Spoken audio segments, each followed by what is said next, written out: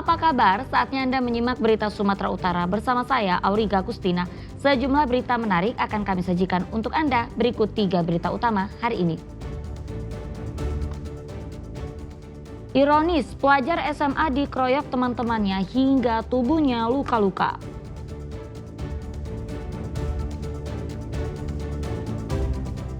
Dua toko barang rongsok yang disinyalir jadi penadah barang curian ditutup polisi.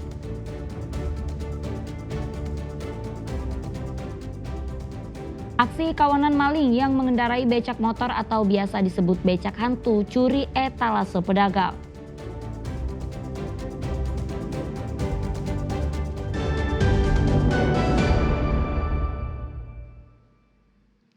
Informasi pertama, tim Subdit 3 Jatanras Polda Sumatera Utara meringkus 2 tersangka pembegal sadis yang membacok petugas imigrasi Bandara Kuala Namu di Deli Serdang. Seorang tersangka ditangkap di dalam bus saat akan kabur.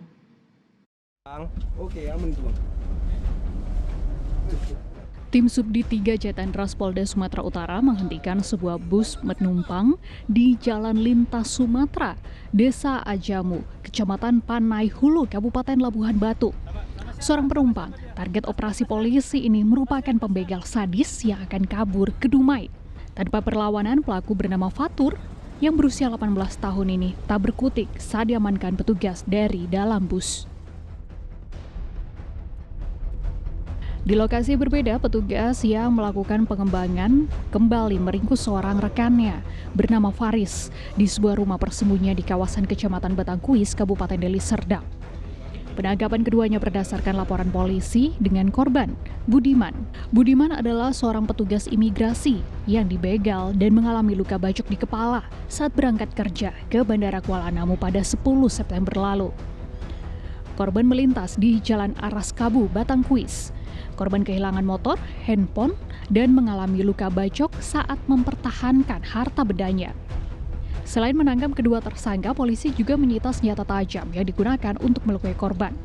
Tersangka Faris mengaku sudah 7 kali melakukan aksi kejahatan begal di lokasi yang sama. Dan dari hasil pemeriksaan sementara, kedua tersangka beraksi dengan sasaran pemotor yang melintas di jalan sepi pada dini hari. Kemudian setiba di TKP, tiba-tiba korban dibacok oleh 2 orang pelaku. Ya, kemudian korban juga mendapat pukulan di kaki. Ya, selain dibacok juga ada pukulan di kaki. Selanjutnya barang-barang berharga milik korban seperti handphone dan sepeda motor dibawa lari oleh pelaku. Dan selanjutnya istri korban yang membuat pengaduan ke Polresta Deli Serdang dan kemudian kita lakukan backup. Hingga kini polisi masih terus melakukan pengembangan terhadap pelaku lain.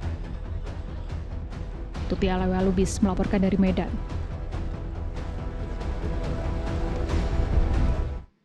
Ya, aparat gabungan dari TNI dan polisi menemukan ladang ganja di tengah hutan di Kecamatan Merek Karo. Petugas saat ini sedang menyelidiki siapa pemilik maupun pekerja di ladang tersebut. Berkat adanya informasi dari warga terkait aktivitas mencurigakan di tengah hutan, ladang ganja di hutan Deleng Sibuaten, Kecamatan Merek Karo akhirnya ditemukan. Tampak ratusan batang ganja ini tumbuh subur setinggi 2-3 meter. Untuk menemukan keberadaan ganja, tim gabungan dari TNI dan polisi dibantu warga sekitar yang bermukim di sekitar hutan. Di lokasi, tim gabungan temukan 400 batang ganja. Ganja siap panen akhirnya dimusnahkan dengan cara dibakar. Ya ini kami masih pendalaman sehingga saya sangat koordinasikan selalu sama Kapolres gitu kan. Ya sebenarnya ini hanya fisik. Yang non fisiknya sebenarnya kami butuhkan adalah siapa yang nanam ini gitu. Sehingga nanti ngeling semuanya ini. Saya yakin ini bukan satu titik saja. Petugas gabungan menyelidiki siapa pemilik ladang sekaligus pekerjanya. Diperkirakan aktivitas penanaman ganja ini sudah berlangsung selama 6 bulan. Tuti Alawi Lubis melaporkan dari Karo. Ya, dalam waktu 15 hari, polisi menangkap puluhan tersangka kasus begal dan pembobol rumah di Medan. Selain itu, polisi juga menutup 2 toko jual beli barang bekas yang diduga dijadikan sebagai tempat menampung barang hasil curian. Puluhan tersangka kasus begal dan pembobol rumah dihadirkan saat pengungkapan kasus tindak kejahatan. Dari 14 kasus begal, polisi menangkap 14 orang tersangka. Sementara dari 43 kasus pembobolan rumah, polisi menangkap 70 tersangka. Selain itu, polisi juga menutup 2 toko jual beli barang bekas di Medan yang diduga jadi tempat penampungan barang hasil curian. Penutupan itu bagian dari upaya memutus mata rantai tindak kejahatan. Pasalnya jika toko tersebut ditutup, pelaku kejahatan kesulitan untuk menjual barang hasil curian. Dari hasil penyelidikan, toko penampung barang bekas beroperasi pada dini hari hingga menjelang subuh. Untuk menutup mata rantai ini supaya tidak lagi menjadi lingkaran setan terus.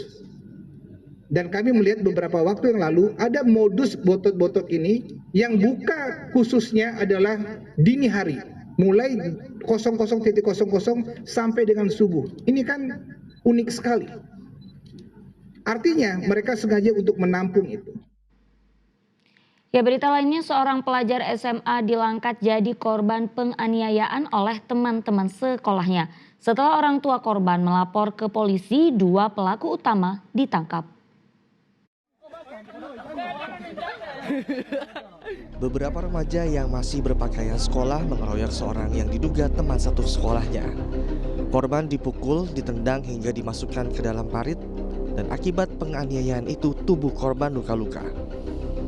Bully berujung pengeroyokan ini terjadi di luar jam sekolah pada 25 Oktober di Langkat. Tak terima anaknya diperlakukan seperti itu, orang tua korban melapor ke polisi. Polisi lalu menangkap 2 pelaku utama serta memanggil orang tuanya. Diduga pengeroyokan ini dipicu perselisihan pribadi. Saat ini kami telah mengamankan 2 orang pelaku, anak di bawah umur, dan berikut dengan 2 orang korban. Perselisihan terjadi antara kedua belah pihak, antara pelaku dan korban dikarenakan adanya cekcok atau selisih paham. Yang kemudian pelaku membawa korban ke daerah Simpang Ladang, Tanjung Pura. Kami tambahkan juga bahwasanya dalam pemeriksaan ini kita juga sudah memanggil kedua orang tua, baik dari pihak pelaku, pihak korban maupun saksi yang hadir pada saat terjadi perselisihan antara pelajar tersebut.